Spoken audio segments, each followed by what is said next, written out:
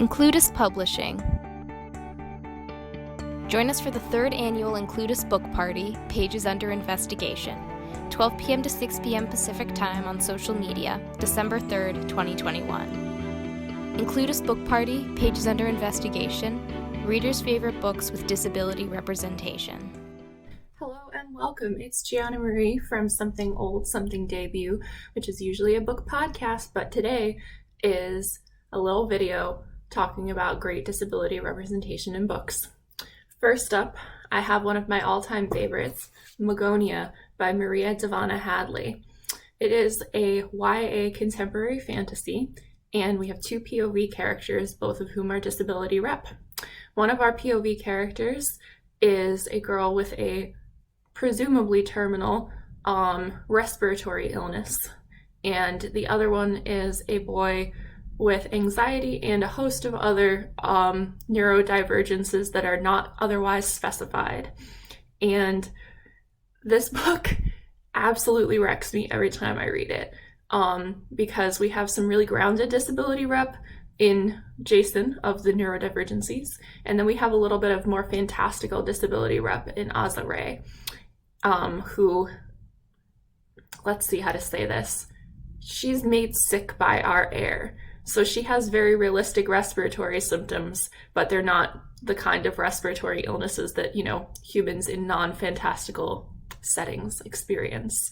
But it's a really, oh my God, the family story just wrecks me. I sob every time I read this book.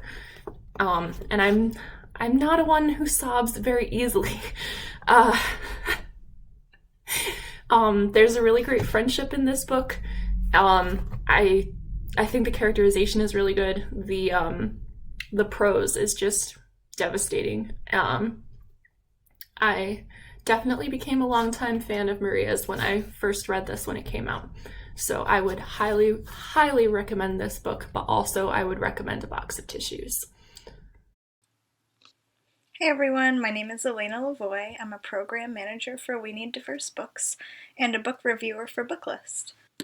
This is Elle Outside the Lines, which is a middle grade book by A.J. Sass, author of Anna on the Edge. These are all books that have disabled main characters, either the protagonist or a love interest, and I just cannot wait for you all to read them. They are all fantastic in their own ways. I think that 2022 is going to be a great year for disability in children's literature, which is exciting. Yay! One of my favorite books with disability representation is The Chance to Fly by Ali Stroker and Stacy Davidowitz. Ali Stroker, of course, being the actress who won a Tony Award for her performance in Oklahoma. Now, The Chance to Fly is a middle-grade contemporary story about a young girl named Nat who is a wheelchair user, and she is obsessed with musicals. She loves musicals, and she gets the opportunity to be in a community theater production of Wicked. But then tragedy strikes the production, leaving Nat and the rest of her castmates to save the production. I love this book so much because it is a love letter to disability, to musical theater, and to being accepted for exactly who you are. I love this book so much.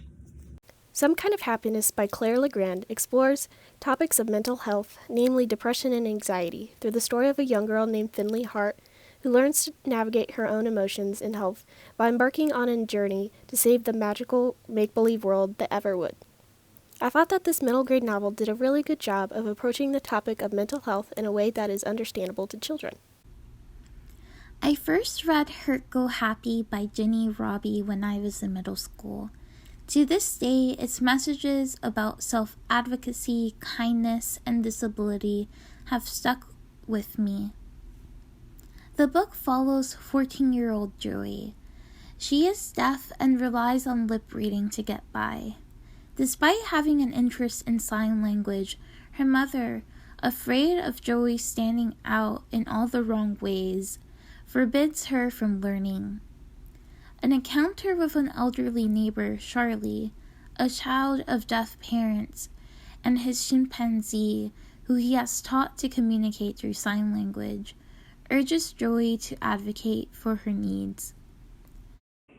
Hey everyone, I'm going to tell you a little bit about 2 of my favorite books that include disability representation. The first one is called This Is Not a Love Scene by S.C. Megale. This came out in 2019, and it is a contemporary YA. It might also be classified as a romance. But I love this book because it features a disabled girl who is not afraid of exploring her sexuality, which is something that's really hard to find in books with disabled characters, because disabled people are usually viewed as asexual and unworthy of love. So I really love this book, and I think it's a great example of positive disability representation, especially when it comes to romance and sex, as well as exploring your passions, no matter what can stop you. Hello everyone. My name is Joanna, and I want to tell you about a couple of my favorite books centered around disabilities. They are both young adult contemporary romance novels. My first favorite book is Say What You Will by Cammie McGovern. Born with cerebral palsy, Amy has more challenges than she can care to count. She can walk without a walker, talk clearly without typing words into her communication device, or fully control her facial expressions.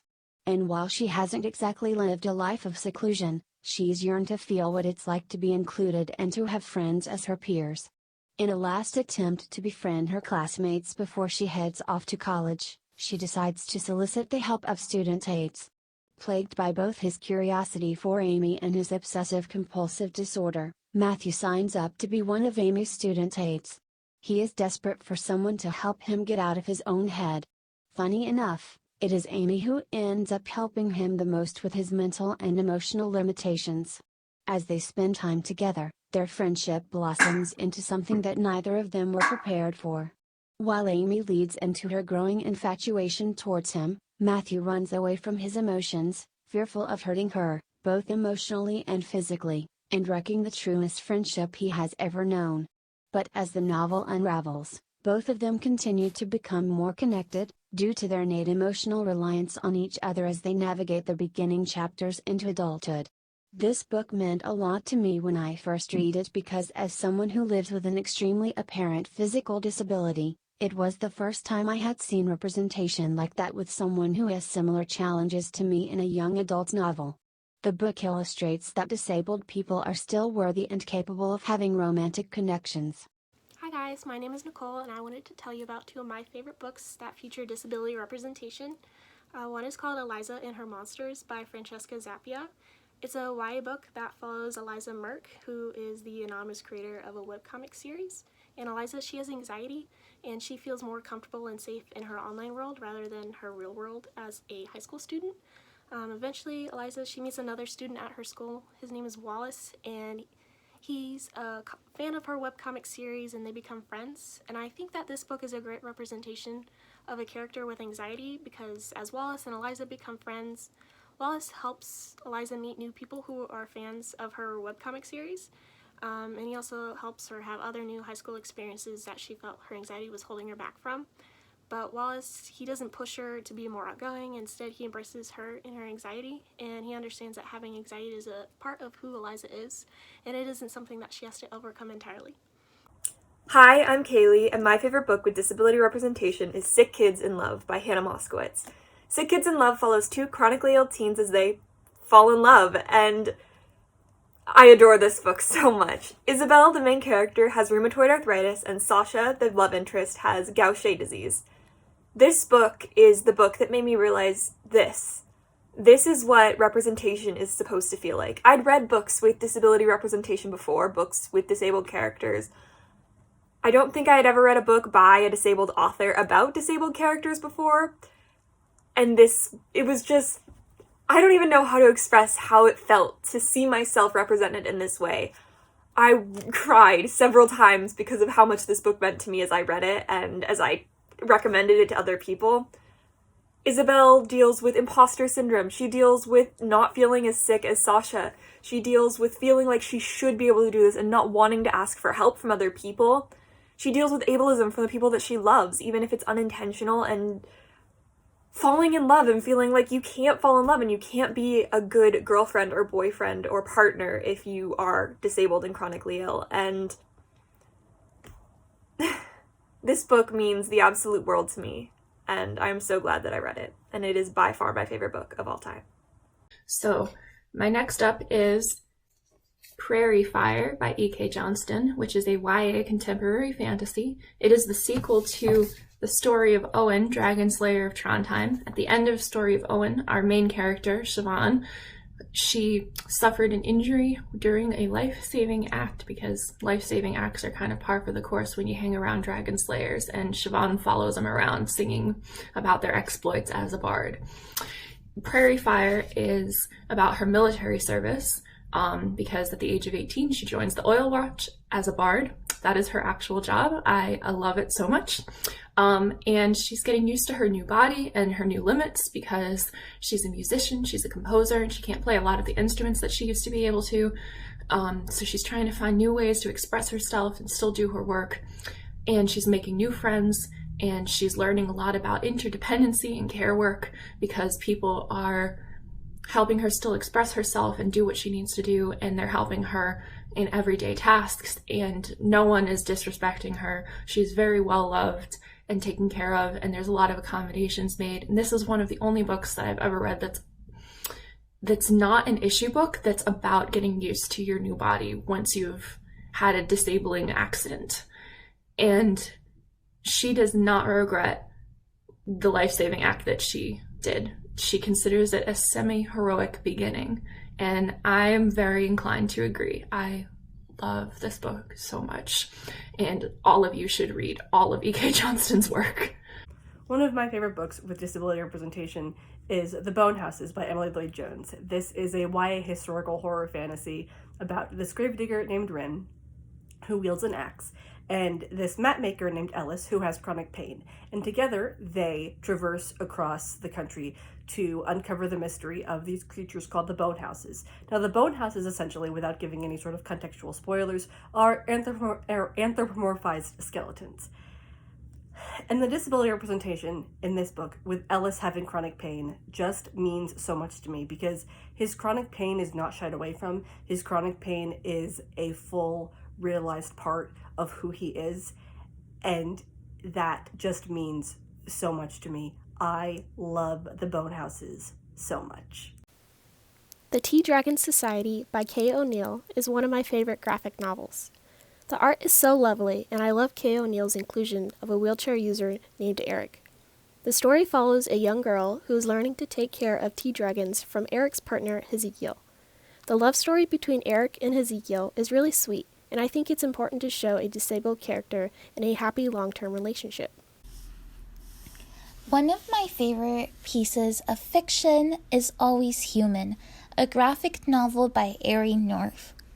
In this speculative piece of fiction set in the far future, humans use modifications to alter their physical appearances, correct illnesses, aid in studying, complete work assignments, and just about anything else imaginable. One day Sonati, a girl obsessed with mods and changing her appearance, meets Austin, a girl who appears to use no mods at all.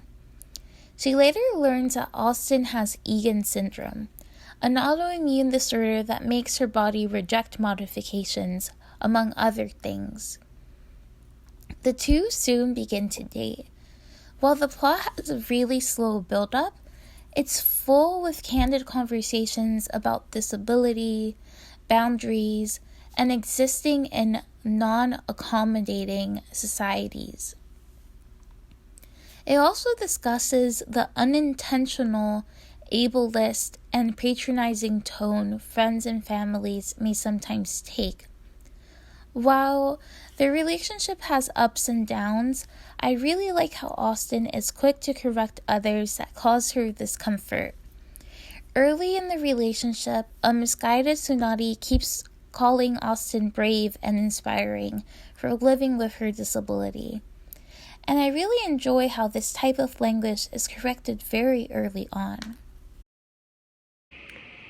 The second book I'm a huge fan of is called Sincerely Harriet, which is a middle grade graphic novel by Sarah Winifred Searle.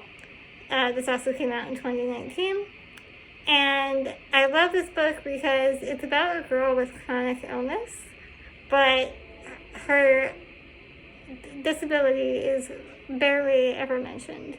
And it really has nothing to do with what the story is about, which is about her solving a mystery in her apartment building that has to do with her elderly neighbor. Second favorite book is Everything Everything by Nicole. What if you couldn't touch anything in the outside world, never breathe in the fresh air, feel the sun warm your face, or kiss the boy next door? In Everything Everything, Maddie is a girl who's literally allergic to the outside world, and Ollie is the boy who moves in next door, and falling for him becomes the greatest risk she's ever taken. The plot of this novel really drew me in, along with the fact that Maddie desperately wants to escape her disability. I think everyone who lives with a chronic disability can relate to moments of feeling trapped in their own body.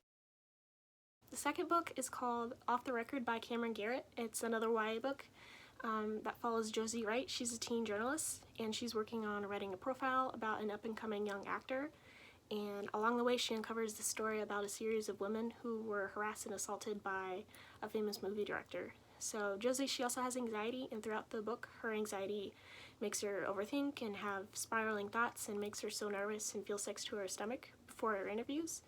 And I think this book is a great representation of what it's like to have anxiety, because the book has so many amazing messages, and one of those is that having anxiety can hold you back from doing what you love. So Josie, she loves to write and interview people and have deep conversations with them, but she still has to work through her anxiety in order to do this work that she loves to do.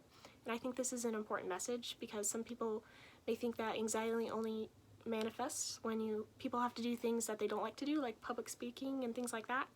But through Josie's character, Off the Record shows what it's like to have to work through your anxiety in order to be the journalist that Josie wants to be and tell the stories that need to be told.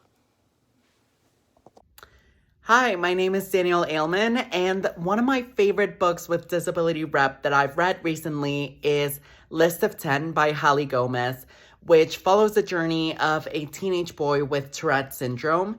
This book is harrowing and impactful and authentic and also very hopeful, and I really, really loved it.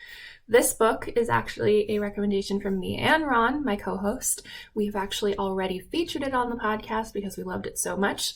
It is A Kind of Spark by Elle McNicoll. You might know A Kind of Spark because it won the Waterstones Award last year. And it's going to be a movie. Elle McNicoll's on fire. I'm so glad for her. This book is a middle grade contemporary set in Scotland, and it's by an autistic author about an autistic little girl named Addie. And let me tell you, this book taught me new things about being autistic. I wish so much that I had had it when I was a kid. It's so beautifully written. There's so much depth and seriousness in this book, because the main conflict is this little girl trying to get her town in Scotland to admit wrongdoing for witch trials, because she sees witch trials as the same thing as forced institutionalization, which she's right. She's definitely right. I really like that it talks about legacies of harm and that we actually can make choices to do better. There's some really great sibling stuff in this book. You know, I'm very weak for sibling stuff, including an older sister who's also autistic. We've got some really great stuff about local politics, engaging prose that is very clear and easy to read. And oh my god, it just hurts so much, this book. It looks very cotton candy-ish, like it's going to be light, but it's not. It really digs into your soul.